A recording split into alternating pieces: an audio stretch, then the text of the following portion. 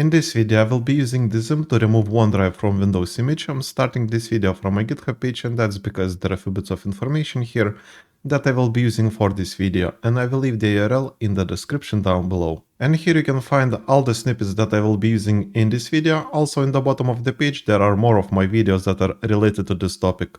For example, this one will show you how to prepare the USB drive and also Windows image file install.wim that I will be using in this video. Anyways, here you can see the objectives for this video.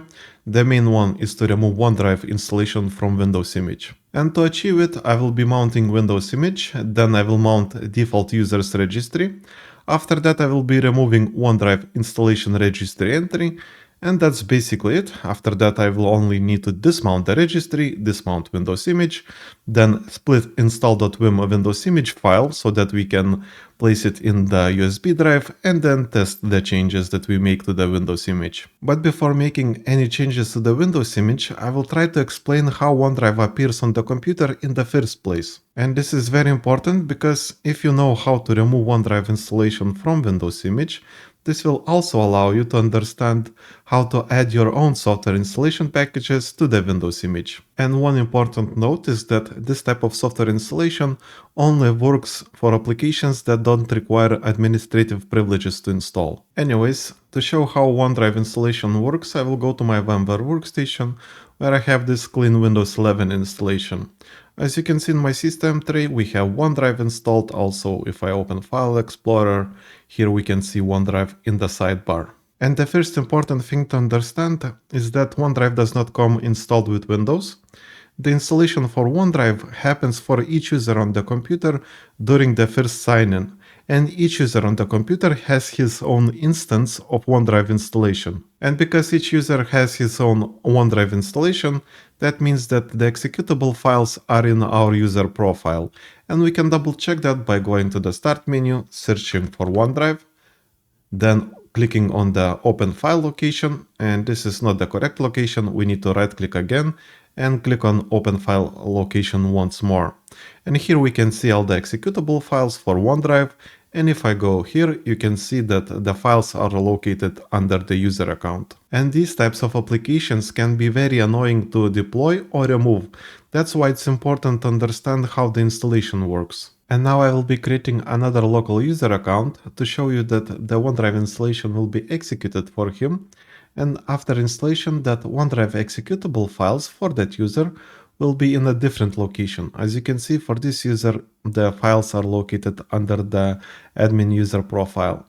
Now to create the user account, I will go to my Start menu, search for CMD and run it as administrator. Then I will click Yes. And to create the user account, I will be using the commands netuser. Then we need to provide the username. I will name him Bill, and then we only need to add. Next, I will be adding Bill to the local administrators group. This is not necessary because OneDrive installation does not require administrative privileges, but it will allow me to demonstrate other things that I want to show you in this video. So to add Bill to the local administrators group, I will be using command net local group. Then we need to provide the group, and it's administrators. And then we need to provide the user that we want to add to the administrators group, so it's Bill. And also we need to add. Press enter, and as you can see, the command was successfully executed. Now I will be switching from my admin user to the Bill's user. So let's close all the windows in here, sign out from the admin user, and then sign in to the Bill user. And now we are in the user account, but we need to wait a bit for OneDrive installation to finish. And as you can see, after waiting a bit, OneDrive appeared in the C tray. Also, if I open File Explorer, here we can also see OneDrive. Now, if I go to the Start menu, search for OneDrive and click on Open File Location, right-click again and click on Open File Location.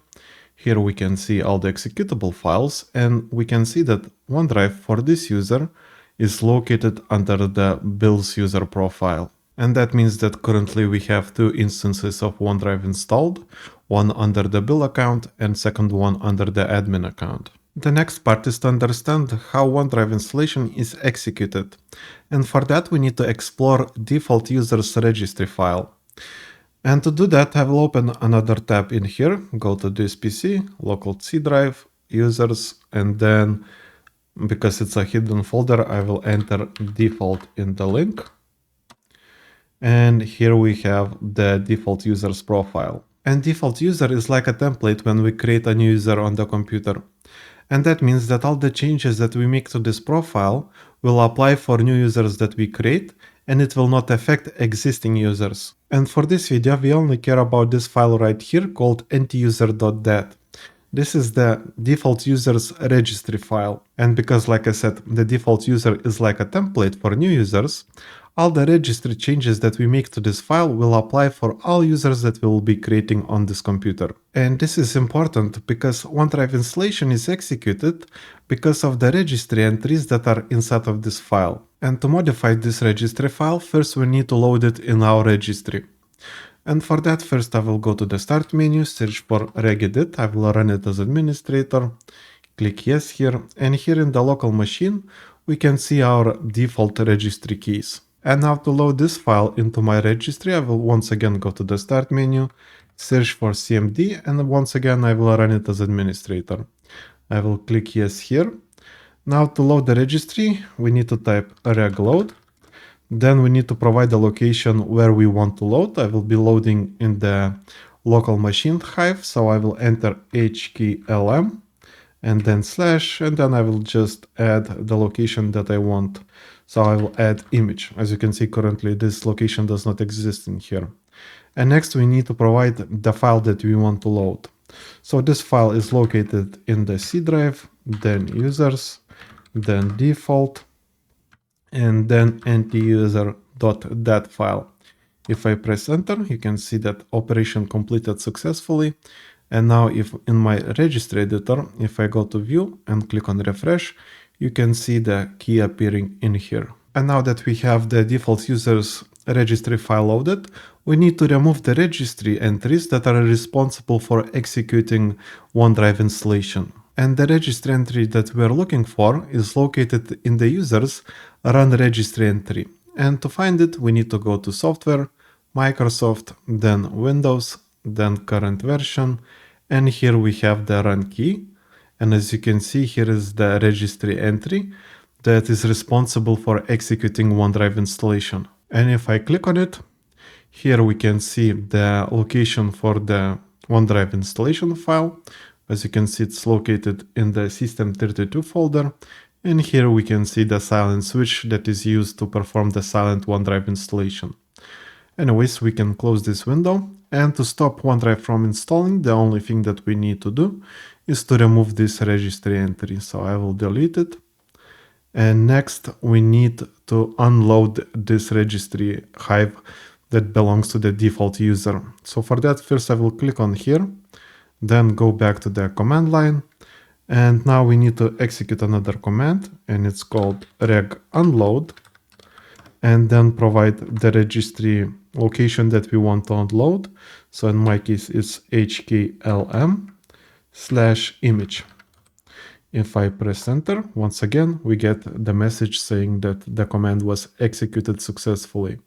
And if I go to the registry editor, view, refresh, we no longer have the image key in here. And that's basically it. Now that we modified the registry file for the default user, that means that all the new users that we create on this computer will not have the registry value that is responsible for OneDrive installation. And to test this, I will create another user account. And for that, once again, I will go to the command line, type netuser. This time I will be creating a John user, and let's once again add. Press enter. As you can see, the command completed successfully. So let's close all the windows and log into the John's account. So I will go to the start menu and sign out from Bill. And then I will sign in to John.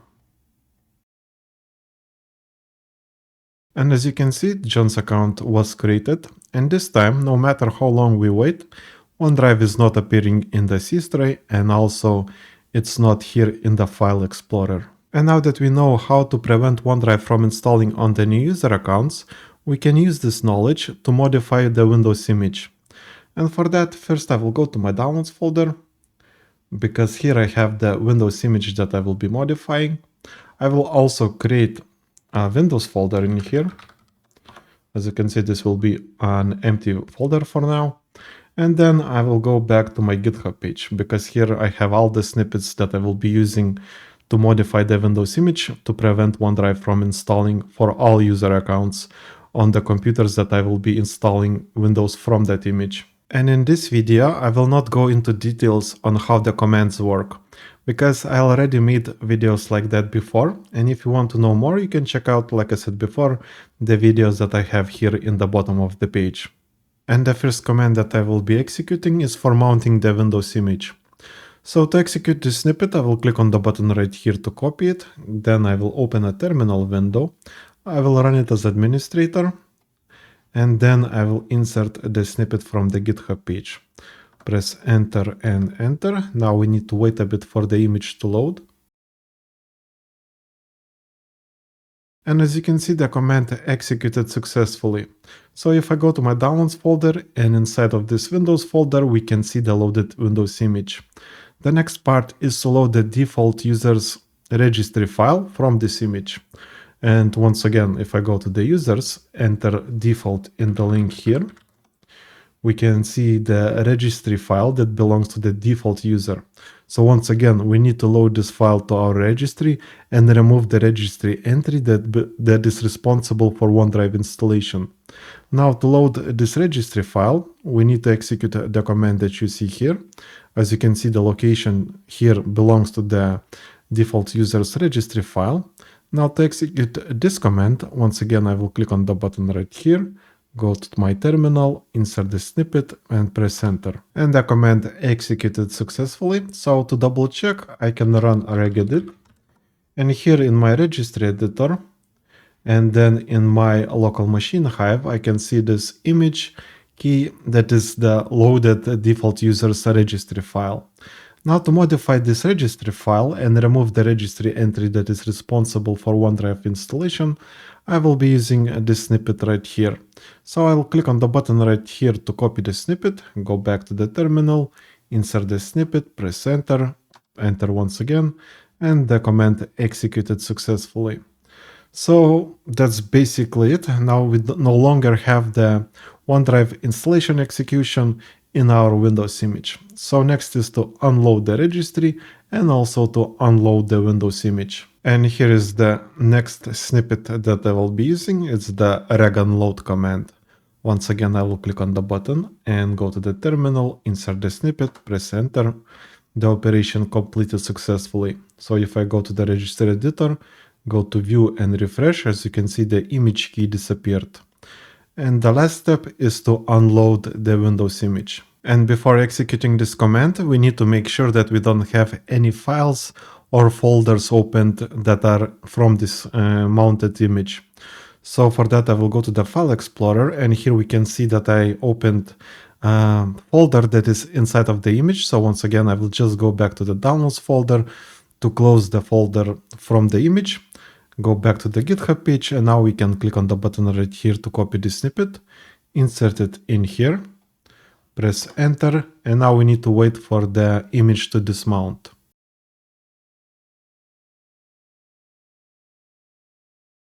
And the image was successfully dismounted. Now the next step is to test our Windows image and see if the changes were successfully applied. And for that I will be using my USB drive for Windows installation. And because the FAT32 file system does not accept files as big as 5 GB, I will be splitting this Windows image file into multiple smaller ones. And to do that, I will be using the last snippet that I have here in the GitHub page. So I'll click on the button right here, go back to the terminal, insert the snippet, and wait a bit once again. And the last command also executed successfully. So now if I go to my Downloads folder, here we can see multiple Windows image files. And we care about the ones that are only 1 GB or less. So this 5 right here, I will right click on them, click on copy. Then I will be going to my USB drive that I will be using for Windows installations. Go to sources and I will insert the image files in this folder.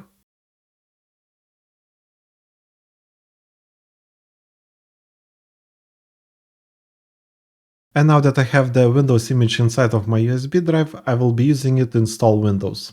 And for that I will go back to my VMware workstation, because here I have this empty virtual machine that has no operating system installed yet, and I will be mounting the USB drive to this virtual machine and executing the Windows installation. And to do that I only need to go to VM in here, removable devices, select the USB drive that I want to connect and click on connect. Next, I need to restart this virtual machine, and then the Windows installation will execute automatically. So I'll right click on the virtual machine, go to power, and then click on restart guest. And now we need to wait and see what's going to happen.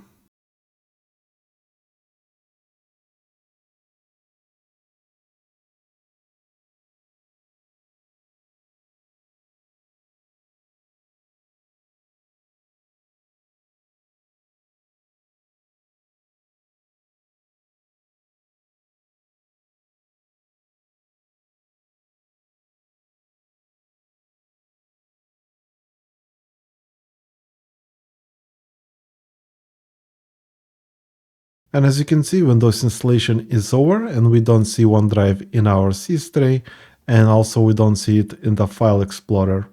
And that means that Windows image modification was successful. And that's basically it for this video. Like and subscribe if you want to see more videos like this, and see you in the next one.